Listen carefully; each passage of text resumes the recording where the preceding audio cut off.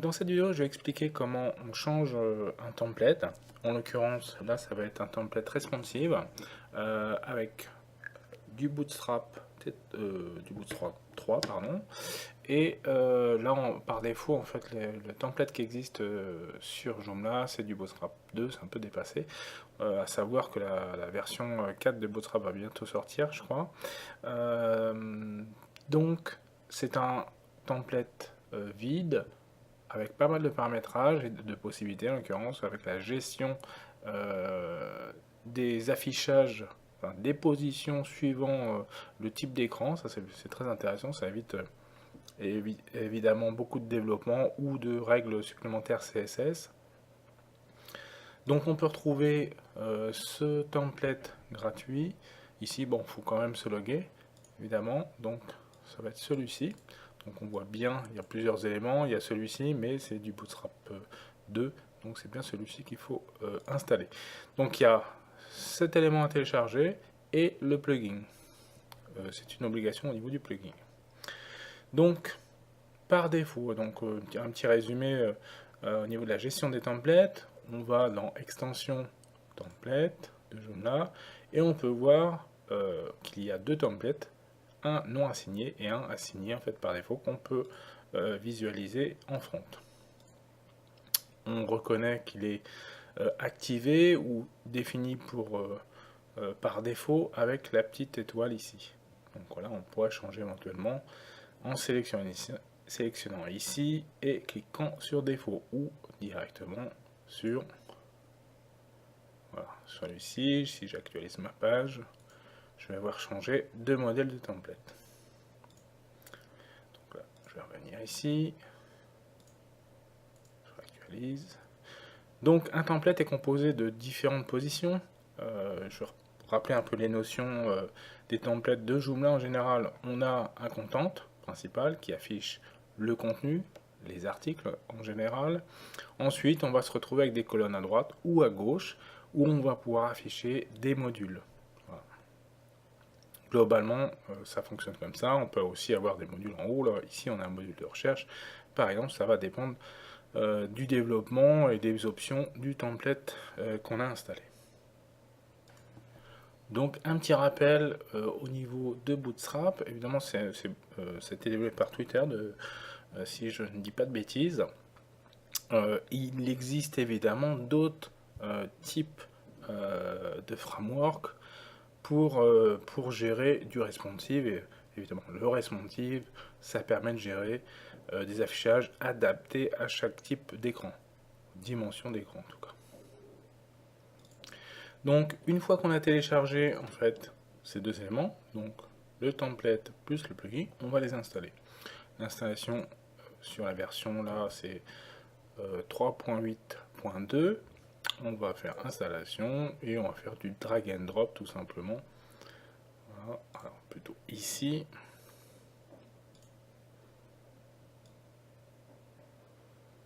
Donc je vais installer le plugin qui est auto-activé. Information.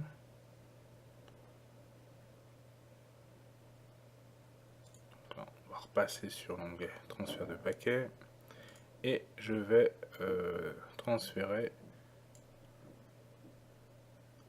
le template qui est installé. Alors il me dit que le plugin doit être installé et activé, donc je peux les vérifier quand même.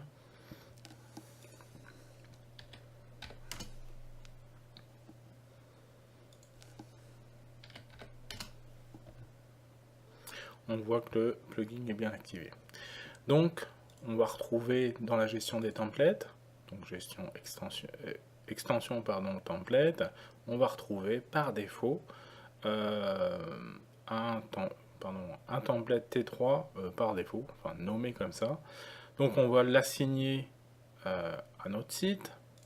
Voilà. Donc obligatoirement en front, en actualisant, on va avoir un affichage différent de ce qui existait.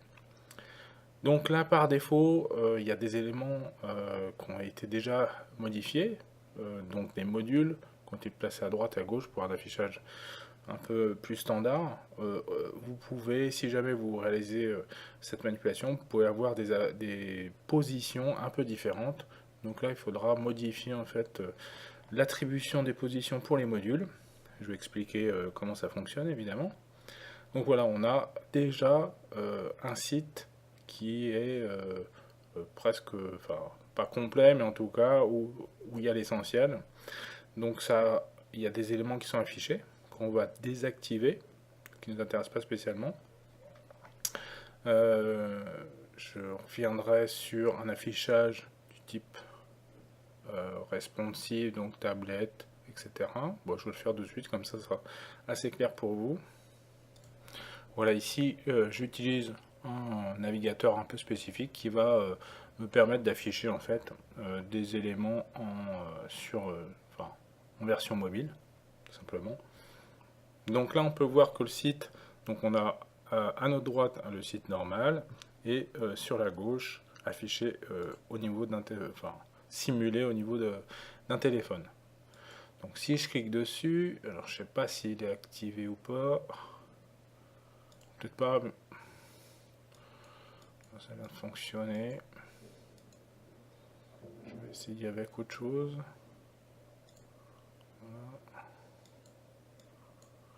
Où la simulation n'est pas parfaite, a priori ça ne prend pas en compte l'appui sur le bouton du menu. Ce qui est un peu dommage quand même parce que c'est bien pratique. Je sais que sous Chrome en fait on n'a pas ce souci là. Alors je vais essayer d'actualiser éventuellement. Si jamais il y avait eu un bug. Non, bon. Ça n'a pas l'air de fonctionner, mais c'est juste le navigateur a priori. En tout cas, au niveau du responsive, on se rend compte qu'il y a un affichage spécifique. Il n'y a plus de colonnes à droite et à gauche, elles ont basculé en bas de page. Voilà. Évidemment, on peut désactiver l'affichage complet suivant les paramètres du template. Alors, je vais essayer. Qu'est-ce qu'il y a d'autre? Phone. Ah bah voilà. Bon, ici on voit pas beaucoup de différence en fait. 1200. Bon, je vais pas voir. Enfin, peut-être tablette. Ça peut être intéressant. Bon, là, on a une résolution assez importante, donc le site s'affiche. Mini, pareil. Voilà. Ouais, c'est plutôt des tablettes avec une bonne résolution, donc peut-être celui-ci. Voilà. Bon, le bouton est vraiment pas bien simulé, dommage. Donc en tout cas, on voit que l'affichage s'adapte suivant la taille d'écran et on a bien du responsive. Alors je parle pas de l'image parce que l'image n'est pas, il n'y a rien qui a été fait dessus, donc ça c'est du standard Bootstrap. Donc il suffit de mettre la valeur à 100% par exemple. Et je crois qu'il y a même une classe qui existe, mais je ne vais pas aller jusque là dans cette vidéo. Enfin voilà, donc avec ce template, on va pouvoir avoir quelque chose de responsive et éviter un développement très important en fait pour tout ce qui est affichage, etc. Ce qui ne sous-entend pas sur des projets plus complexes, on va avoir obligatoirement l'ajout de règles CSS et du développement si nécessaire. Alors je viens de tester un petit peu avec Chrome. Vous voyez, le bouton de menu en fait ne s'affiche pas. Alors peut-être qu'il manque encore un paramétrage. On n'a pas été du tout dans les paramétrages du template. Donc on va commencer par là. Donc ça c'est plutôt assez simple. On va en même temps vérifier en fait les positions, enfin expliquer en tout cas les positions. Donc ici j'édite le template avec de nombreux paramètres possibles en l'occurrence. Encore une fois, c'est un template assez complet et qui va permettre de gérer pas mal de choses. Donc ici, on va retrouver les informations de version, si jamais on ne se retrouve pas avec les bonnes versions. Il est possible avec ce template de faire des overwrites, ce qui n'empêchera pas justement une mise à jour du template si nécessaire, que ce soit du plugin ou du template lui-même. C'est plutôt important. Je viendrai à expliquer un peu la notion d'overwrite dans dans ce template là. Donc le premier onglet, on l'a vu, on a général, là on va pouvoir choisir des options. Développement mode, bah, c'est assez parlant, donc c'est pour en développement évidemment. Lors de développement, on peut avoir certainement des informations, quelque chose que je n'utilise pas spécialement. On a le thème magique, ça c'est très important. Je vais expliquer un peu comment on va créer un overwrite sans les modifier justement les fichiers d'origine du template. On va pouvoir adapter, ajouter de nouvelles positions, etc. C'est plutôt important. Et on va utiliser justement la caractéristique, cette option enfin, de thème magique. On va retrouver ici. J'y reviendrai tout à l'heure. On a la partie compatible, en général je laisse sur off. Responsive, c'est quand même tout l'intérêt. Au niveau des langues, ça, je les mets sur off. Ouais, langage, enfin c'est CSS. On a un répertoire par défaut aussi. On peut le laisser tel que. Là, on va le désactiver. Alors, je vais juste vérifier. Ici, on n'a pas de logo. En fait, le logo se trouve en bas. Ici, on va le désactiver parce qu'il ne nous sert strictement à rien. On va avoir la possibilité aussi d'optimiser les CSS, donc c'est une compression des CSS, de l'ensemble des CSS. Ça peut être très intéressant quand on se retrouve avec des CDN.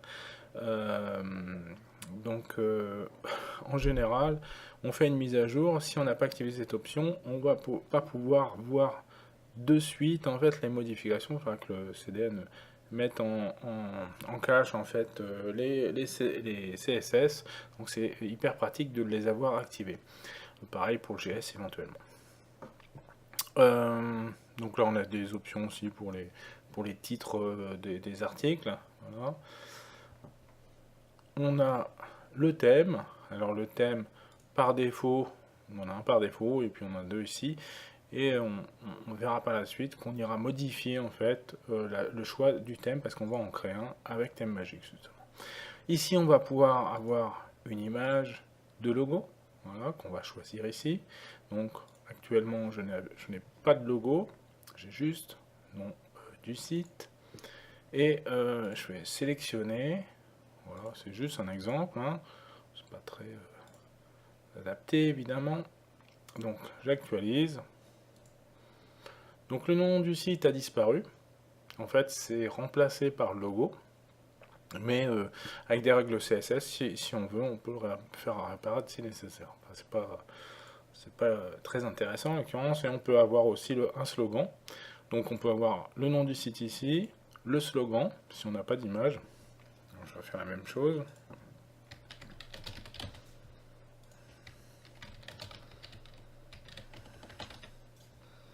Donc, ici, évidemment, on a le bouton sauvegarder. Donc ça applique nos modifications. Ah ben voilà, je le retrouve. Ah, c'est marrant ça. On retrouve le logo en fait par défaut qui n'était pas affiché tout à l'heure. Donc ça c'est rigolo. Par contre on n'a pas on n'a pas le slogan, mon slogan. Et alors c'est peut-être en faisant ça en fait, je pense. Si je me trompe pas. Voilà. Voilà, c'est ça exactement. Donc voilà, donc là, si on veut une image, on va choisir ça, ça servira un peu à rien. Et on va pouvoir sélectionner donc un nouveau logo, pas celui par défaut.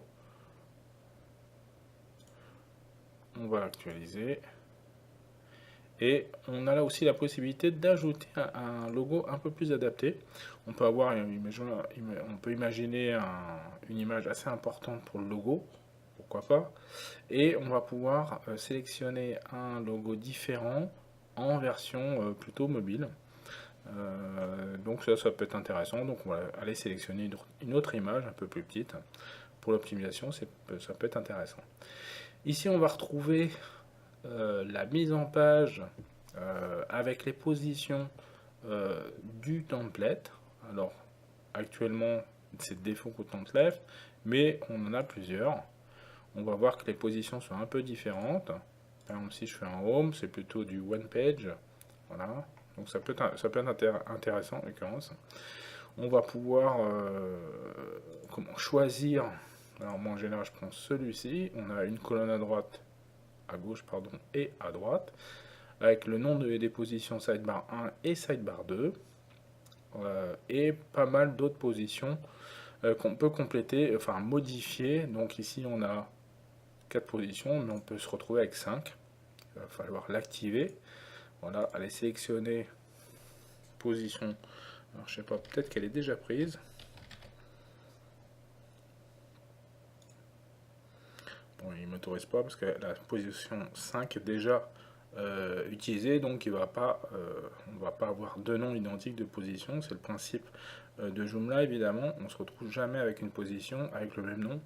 Autrement, ça va s'afficher au même endroit.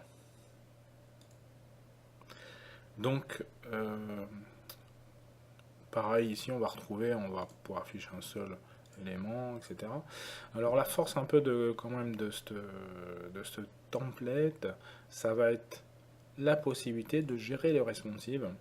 Donc on peut imaginer que par exemple sur les positions droite et gauche, en fait sidebar 1 et sidebar 2, on veut les afficher évidemment sur un écran large, après medium aussi, mais small par contre on ne veut pas les afficher. Par défaut, la structure, ce qui est assez logique, on va les retrouver en bas, donc on va pouvoir les décocher. Ça c'est plutôt intéressant. On va pas du tout les afficher, et c'est plutôt quelque chose de mieux de ne pas les afficher évidemment. On va pouvoir faire la même chose donc pour plutôt les devices mobiles en l'occurrence.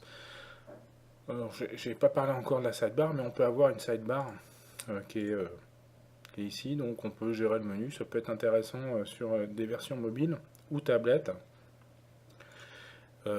avec un menu en fait qui va apparaître au lieu d'avoir un menu hamburger du type hamburger. Ça peut être intéressant. Donc ici on va pouvoir gérer les positions, mais c'est valable sur l'ensemble des positions. Sinon on ne veut pas les afficher sur les versions mobiles, on va les décocher, voilà, et ils ne vont pas être visibles du tout sur l'ensemble des éléments qu'on va choisir. Évidemment, une fois qu'on a fait ça, il suffit d'aller sauvegarder et ça va être appliqué directement sur notre template. Donc ici, et je vais expliquer un overwrite en fait de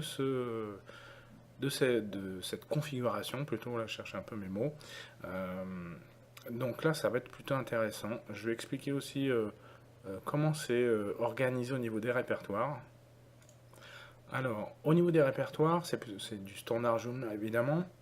Pardon. On va retrouver les éléments dans template. On a vu dans les paramétrages qu'il y avait aussi T3-A7, voilà, qu'on va laisser, qui ne va pas être très utile pour nous. Mais par contre, on va aller dans template. On va retrouver l'ensemble des templates déjà installés, donc BIS3 et Protostar, plus notre template. Donc, si on regarde un peu la structure, alors pour ceux qui connaissent, c'est pas très compliqué, mais pour ceux qui n'ont jamais analysé la structure d'un template du type Joomla, la plupart du temps, on se retrouve avec un index.php qui va être l'ensemble de la configuration et développement du template, et on va retrouver des feuilles de style. Ça, HTML, c'est pour des overwrites. Voilà, la notion d'overwrite est plutôt importante. On va pouvoir afficher des composants des modules, éventuellement des plugins, d'une manière différente par rapport au standard Joomla. Donc sans aller écraser les fichiers originaux. Donc ici on aura les images, etc. Donc T3 est un peu différent, un peu plus complexe on va dire. Ici on a un index.php, mais c'est pas le plus important. On va se retrouver avec un répertoire ici. Par défaut, on va voir toute la structure et toutes les possibilités d'affichage du template. Je vais le détailler un petit peu en faisant un overwrite justement. Donc, alors ici on a aussi un répertoire local. Je vais l'expliquer. Évidemment, on va retrouver par contre le standard CSS. Avec toutes les règles, les feuilles de style téléchargées pour le template. enfin, la force de ce template aussi, c'est d'avoir la possibilité d'ajouter un fichier custom.css qui va être téléchargé automatiquement par le template en front. Donc, ce qui va permettre d'ajouter des règles assez facilement sans les modifier, en fait, les fichiers originaux. Enfin, c'est plutôt ce qui évitera évidemment lors d'une mise à jour d'écraser vos règles CSS. Donc, ici, on va retourner pour aller faire une petite copie de ses paramètres de template, pardon. Ici, on va mettre mon site. Alors, je vais mettre layout. Voilà. On fait un petit clone. Alors moi, c'est ce que je préconise, encore une fois. Alors, vous n'êtes pas obligé de faire comme ça, hein, mais c'est ce que je préconise. Ici, on va se retrouver avec donc une duplication des modèles, on va dire. Alors, en thème, on va rien avoir pour l'instant à changer, mais par contre, on va aller du côté thème magique. Ici, on va avoir évidemment l'affichage actuel, avec les paramètres actuels, mais on va pouvoir modifier certaines choses. Des couleurs primaires, des couleurs de fond. Alors, je peux faire un essai. Voilà. Évidemment, comme je n'ai pas... voilà, il faut que je fasse preview en fait pour l'afficher. Je vais pouvoir... alors, je fais des tests. Je fais un peu... c'est juste un exemple, évidemment. Voilà, je vais passer l'écriture en blanc. Je vais mettre en...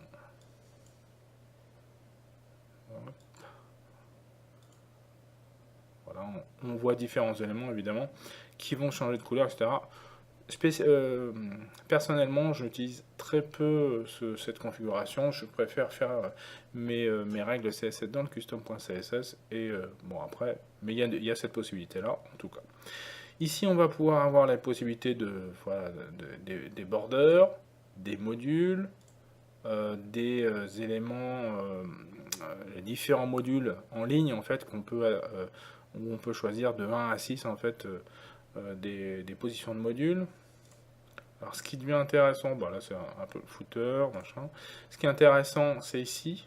Ça, il est intéressant parfois d'aller modifier en fait ces règles-là pour avoir un comportement d'écran, enfin d'affichage suivant écran, un peu différent de ce qui est existant. Ça peut être intéressant ici. Éventuellement, on peut mettre du CSS externe, mais j'utilise pas cette fonction. Encore une fois, j'utilise le fichier custom.css que j'ai ajouté et où j'ajoute toutes mes règles CSS. Donc, ce qui est intéressant ici, par défaut, ça c'est par défaut le thème évidemment qu'on a pris. Il y a toujours les deux autres thèmes qu'on peut retrouver. Pour faire de l'overwrite, il est intéressant de faire une autre sauvegarde en fait. Et là, je vais mettre mon site et je vais faire accept. Je vais expliquer un petit peu comment ça va se comporter après. Donc là, il est en train de le générer. Voilà. Je peux revenir sur l'administration. Ici, je vais aller choisir mon thème que je viens de créer. Voilà. Avec évidemment, voilà, hop, celui-ci. Voilà, la configuration est réalisée pour gérer l'overwrite en fait de ce template. Encore une fois, il faut avoir un peu de notion d'override sur Joomla pour comprendre un peu ça. Ici, on va retrouver, alors c'est la particularité, ça a changé justement. Comme je vous indiquais, ici on a la structure complète des éléments du template. On va les retrouver ici. Il y a d'autres répertoires qui se sont créés, donc CSS aussi et TPLS. TPLS, on va retrouver le modèle qu'on a sauvegardé. Et ici, on va pouvoir rajouter en fait les modèles qu'on souhaite, qui vont être des overwrites des fichiers par défaut qui se trouvent ici. Donc, imaginons que je veuille modifier mon footer ici. Voilà. Je pourrais aller l'éditer, etc. Mais c'est pas ce qui m'intéresse. Ce qui serait intéressant, c'est de le modifier sans modifier les sources. Quand il y a une mise à jour, ça viendra pas écraser mes modifications. Donc là, je vais faire copier. on voit qu'il est dans le répertoire bloc. Donc je vais revenir sur local, TPS, je vais créer un répertoire bloc et je vais aller copier mon footer. Je vais l'éditer. Alors, chacun utilise l'éditeur qu'il souhaite. Moi, j'ai l'habitude de travailler avec Notepad en l'occurrence. Ici, on va retrouver la structure HTML et PHP du footer. On peut voir ici qu'on va retrouver des éléments qui s'affichent ici. Toute cette partie-là, pardon. Toute cette partie-là, on peut la voir s'afficher en bas. Hop là, je reviens ici. Donc, ce qui ne nous intéresse pas spécialement. On aimerait bien que ces éléments ne soient pas présents. Donc, on va revenir sur l'éditeur et ben on va simplement les modifier. Bon, je pourrais faire un display non, hein, mais je vais juste supprimer. Je vais sauvegarder. Et on peut voir, en actualisant notre site, bon, évidemment, ça a pris les couleurs que j'ai sauvegardées. C'est pas très beau, mais c'est pas grave. On voit que les éléments ont disparu. Voilà. On a laissé par défaut dans le fichier footer.php, on a laissé le template, le logo le logo en fait, enfin les lignes où on peut afficher le logo évidemment, mais comme il y a un if et qu'on a mis les paramètres à 0 en l'occurrence, et ben ça ne s'affiche pas. Donc on peut laisser ces lignes là, mais ici par contre on va pouvoir ajouter des éléments si nécessaire. Je pourrais c'est juste pour vous montrer, encore une fois, c'est pas spécialement un bon exemple. Voilà. Alors, si j'y arrive, voilà, mon lien, hop, voilà.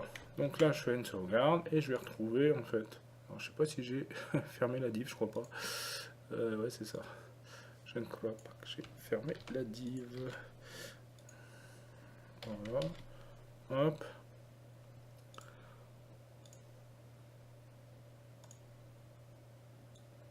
Voilà, donc je me retrouve bien avec l'élément, etc.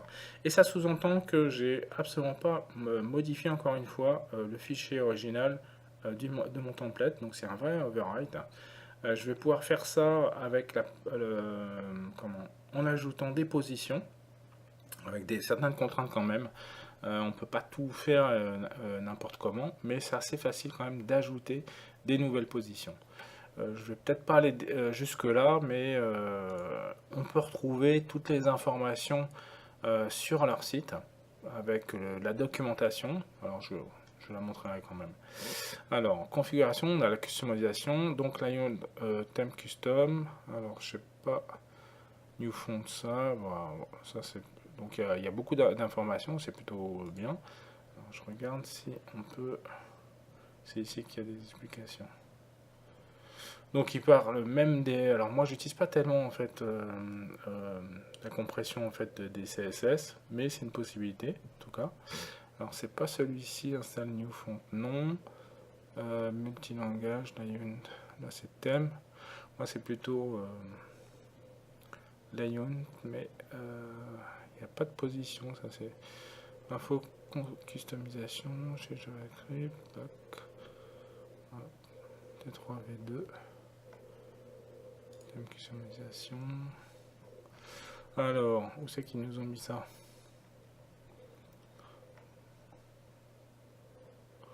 Donc un nouveau champ, T3, etc. C'est pas spécialement ça en l'occurrence. Change logo. Donc il y a beaucoup d'informations encore une fois. Ici, là, c'est la modification du footer, ce que j'ai fait tout à l'heure. J'ai désactivé en fait l'affichage du logo sur le footer. Voilà, alors là, il me parle de machin. Copyright T3, etc. Ça va justement, c'est ce que je viens de faire. New. Overwrite. Voilà, on peut créer aussi une page spécifique overwrite qui s'appelle error.php en l'occurrence. Ça c'est plutôt, enfin c'est assez pratique je trouve. Offline aussi, on peut. Bouton, multi. Évidemment, on peut gérer le multilangue avec ce template, et heureusement. Alors, bah ça va être un peu ça. Collapse.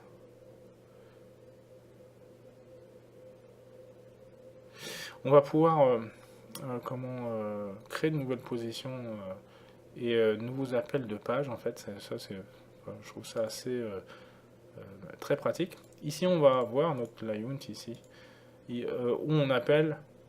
Voilà. Mais imaginons que je veux avoir deux footers.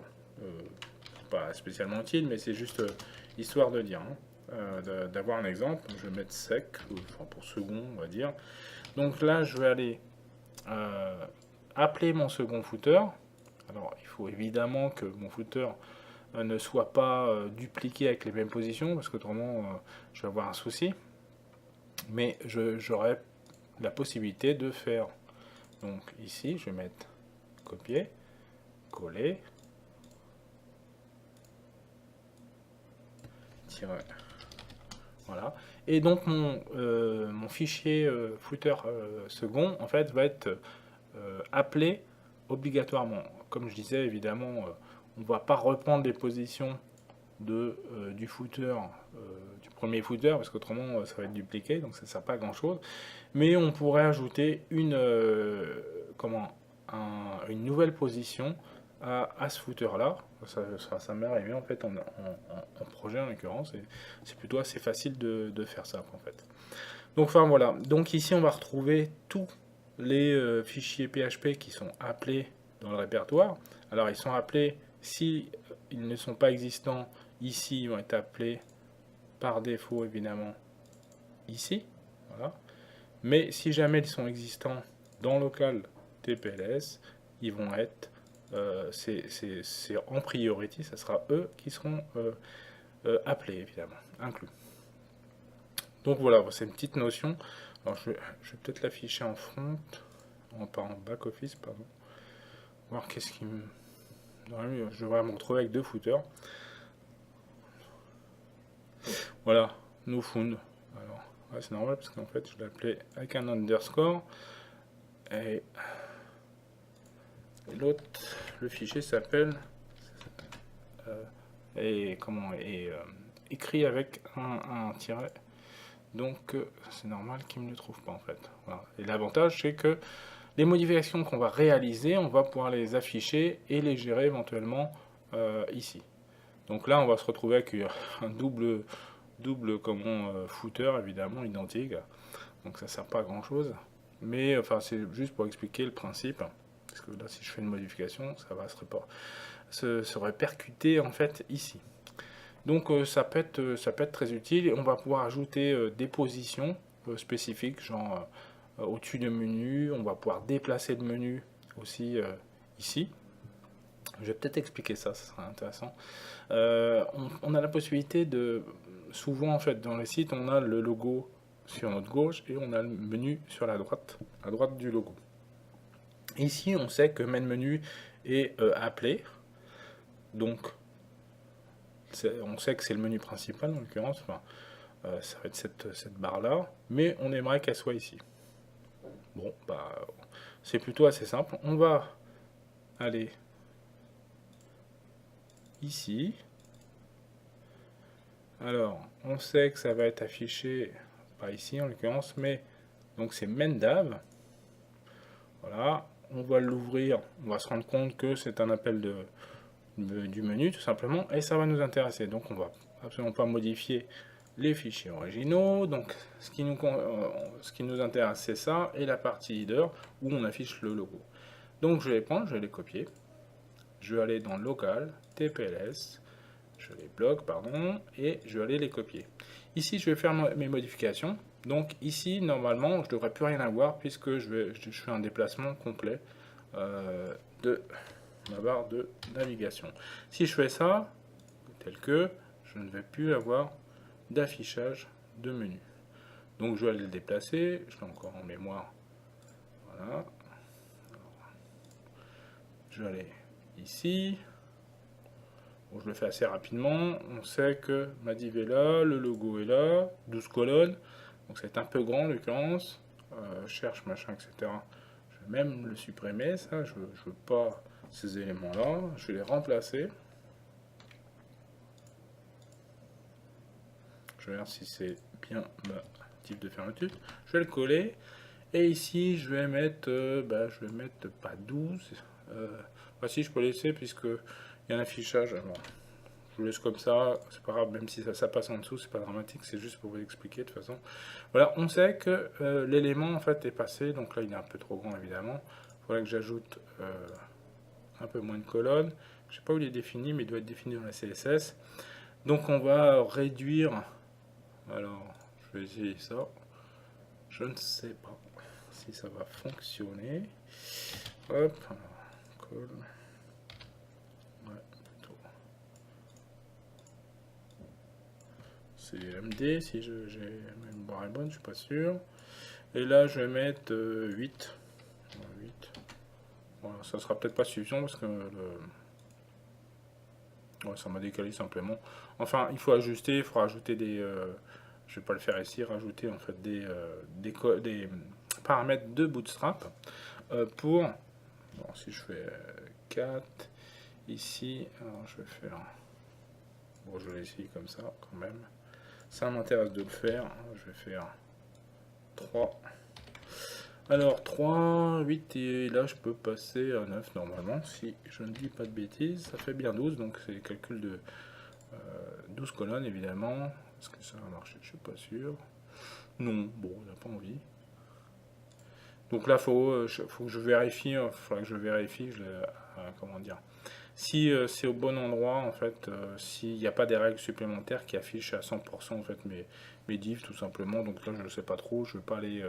Enfin, le principe c'est ça. En tout cas, j'ai passé mon menu dans l'affichage du header et plus en fait avec quelque chose d'indépendant. Donc je vais pouvoir, en changeant les CSS, etc. et quelques codes HTML, je vais pouvoir changer et pour l'afficher sur le côté. Donc enfin voilà, c'est pour le principe.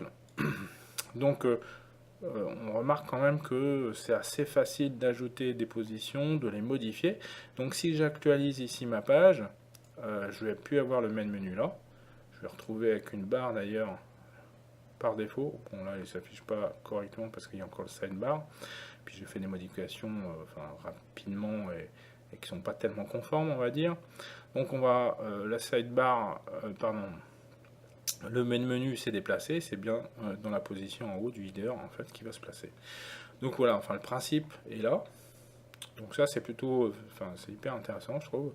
On va pouvoir ajouter des éléments, etc., les déplacer, toujours sans modifier les fichiers originaux.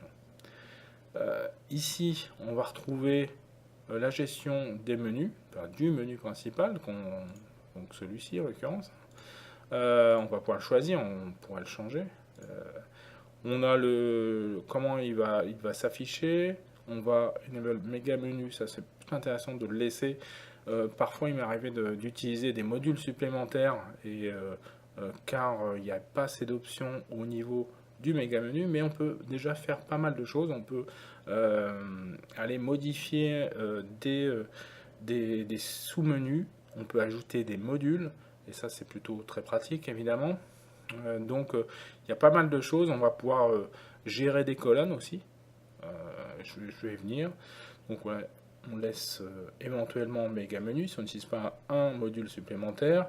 Ici, évidemment, on va le laisser. Alors, hop, sidebar. Bon, en général, j'utilise assez rarement quand même, mais ça m'est arrivé quelques fois. Mais on va pouvoir le désactiver, c'est la sidebar ici. Donc si je fais save, voilà, on n'a plus le petit bouton hamburger pour afficher en fait le menu sur le côté. Enfin, les positions sur le côté. On va pouvoir ici ajouter ces codes de Google Analytics ou ce qu'on veut pour faire du tracking, etc. On va pouvoir afficher show module. Alors, je sais pas si before closing. Blablabla. Donc là, a priori, on peut mettre un.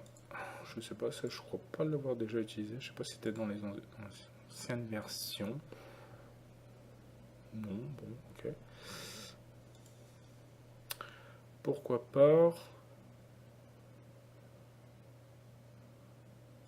Ah oui, c'est le debug. on l'affiche. J'imagine qu'il faut activer ici, non, peut-être pas, c'est le debug peut-être de Joomla par défaut. Donc je reviens ici, donc voilà, enfin là c'est assez classique. Et l'assignement par défaut. Par défaut, il assigné à tous les liens de menu en l'occurrence, donc en général je ne change pas. Alors je vais revenir sur méga menu quand même, c'est peut-être intéressant. Ici évidemment on a le menu principal, menu principal de sélectionner. Voilà, accès public, blabla, etc. Ça c'est le principe. On va pouvoir afficher ou pas les sous-menus. On met on, voilà. Et on va pouvoir ici, un peu loupé, je vais pouvoir ajouter, alors, ici, voilà, je vais pouvoir ajouter un module. Donc ça peut être assez pratique, je trouve. Je peux ajouter une colonne aussi. Donc ça, pareil, je trouve ça plutôt bien. Donc il y a un petit coup main à prendre en fait. Il faut bien sélectionner les éléments, autrement ça va pas fonctionner. Bon, là il n'est pas accessible. Je sais pas, voilà. Je mets n'importe quoi, c'est juste pour vous montrer. Donc si je fais save, voilà. Alors des fois l'affichage n'est pas parfait, mais après on doit réajuster un petit peu éventuellement. Voilà. Là c'est juste pour vous montrer ce qu'on peut faire. Évidemment, des fois il faut mettre un peu de règle CSS, mais c'est plutôt intéressant je trouve d'avoir la possibilité de mettre des colonnes et puis d'afficher les modules assez facilement. Voilà, on peut, c'est le nombre de colonnes. Voilà. 6, bon bah on reprend le standard Bootstrap hein, avec 12 colonnes évidemment. Qu'est-ce que je pourrais dire d'autre? On peut ajouter évidemment des classes, ça peut être intéressant quand même. On se retrouve des fois, on ne doit pas afficher le bouton accueil comme ça, on peut ajouter une classe et on va définir la règle dans le custom.css, donc c'est plutôt intéressant. Voilà. Groupe, voilà. Les colonnes, donc on va plus, moins, pour supprimer la colonne évidemment. Et une fois qu'on a fini ces paramètres, en fait on va pouvoir les sauvegarder. Hop. Je fais close. Il y a un petit peu de délai des fois, sur la performance du serveur. Et on fait une sauvegarde ici. Donc là on a la gestion des CSS via liste, enfin avec des variables quoi. Personnellement, j'utilise rarement parce qu'en fait, les modifications, je les fais dans le custom.css et puis je n'en parle plus. Éventuellement, je fais une optimisation ici et puis c'est très bien. Donc voilà un petit peu comment les caractéristiques évidemment du template. Alors, je suis pas venu ici, je n'ai pas pensé à ça. Évidemment, sidebar, si je veux afficher un module sur la gauche, je vais utiliser la position sidebar 1 évidemment. Je peux aller voir dans mes modules. Ici, j'ai sidebar 1 qui est utilisé et donc j'ai connexion. Puis je regarde ici, j'ai bien l'élément, le module en tout cas, sur ma gauche qui correspond à la position qui est nommée sidebar 1. Et ici, tag et dernier article, ça va être sidebar 2. Donc je vais retrouver ici ces deux éléments. Voilà. Évidemment, enfin c'est du standard Joomla, donc quand je veux changer la position d'un module, je vais aller ici. Alors je n'ai pas désinstallé les anciens, donc je me retrouve avec un paquet en fait, avec les positions aussi des autres templates. Mais à partir d'ici, je vais avoir tous les positions disponibles dans le template. Donc là, si je veux aller le positionner sur le footer, voilà, le footer, pas le 0, mais le footer tout seul. Voilà. Donc, dernier article, je vais enregistrer. Bon, là, je vais avoir un double affichage parce que j'ai un double footer, mais c'est pas grave. Donc on a bien déplacé le module dans la position disponible du template. Voilà, c'est plutôt très simple. Qu'est-ce que je pourrais dire d'autre sur ce template? Donc on peut gérer évidemment le multilingue, c'est ce que je disais. On va simplement, alors par défaut, par exemple, je vais le faire par défaut, je me suis trompé, pardon, un peu vite. Ici je vais dupliquer. Voilà. Et je vais l'assigner, alors je suis en train de me demander, voilà, ici, je vais simplement choisir l'assignement de la langue, et je vais faire sauvegarder et fermer. Voilà. Donc ça veut dire que mon template, alors donc il y a des éléments qui vont être différents et d'autres identiques, donc il faut faire quand même attention. Là c'est une copie. Et donc je vais pouvoir changer éventuellement des affichages un peu différents en fait, tout simplement. Donc ça peut être assez intéressant. Ici on va pouvoir évidemment changer le menu. Donc par défaut, si je me dis pas, voilà, disons que ce soit un menu en anglais, je vais pouvoir le changer. Donc évidemment mon méga menu va changer normalement. Alors, je vais peut-être un peu vite pour lui, mais non, ça a été. Ouais, a priori il m'affiche rien, mais ça c'est peut-être parce qu'il n'y a rien comme lien de menu tout simplement. Enfin voilà, donc je vais pouvoir changer ma configuration suivant une langue différente tout simplement. Et normalement ça reprend par contre les caractéristiques principales.